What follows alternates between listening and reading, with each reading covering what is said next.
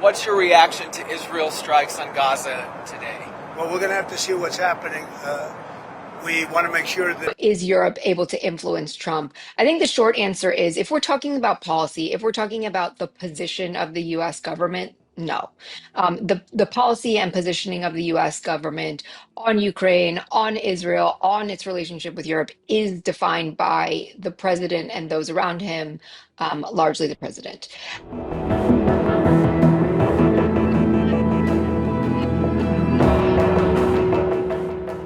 And I've been very vocal in saying, from the beginning, this is not the same Trump that we're going to see the first time around. This is a no stone unturned sort of approach. The idea that America first means a narrow, isolationist foreign policy, as sort of was read in the first administration, which I think was somewhat fair. I mean, it was not, with the exception of certain, strikes on Syria, the Qasem Soleimani attack.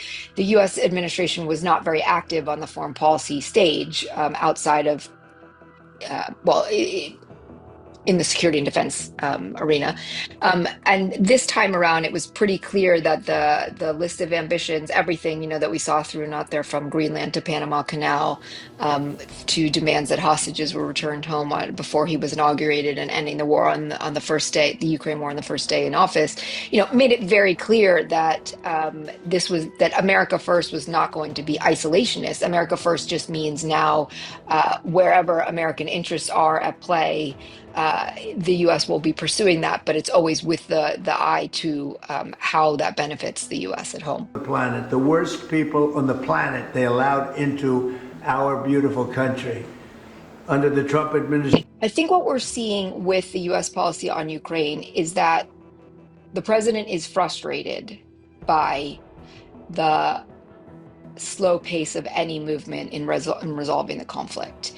And I said this months ago that, Secretary Marco Rubio said, months ago, look, we can't just continue to endlessly pour resources in there. And that was a signal that the administration was getting frustrated and a bit sanguine about continuing on, in putting all of its efforts towards resolving a conflict that is intractable. And then, I said at the time, expect a pivot towards the Middle East. And indeed, that's exactly what happened.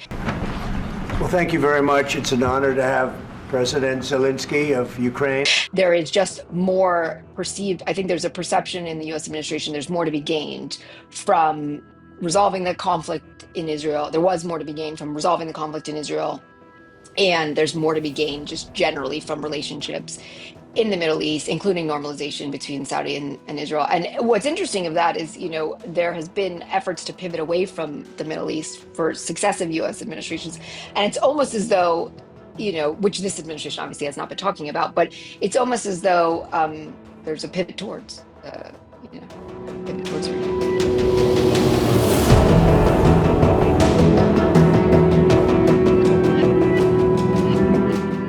remaking the world in his image. He's been very clear about that, and he is hoping for a golden age for America, and that is entirely the intention, and he's very active on the entire global stage in making that happen. quite rambunctious. They've been doing some shooting, and we think maybe the leadership isn't involved in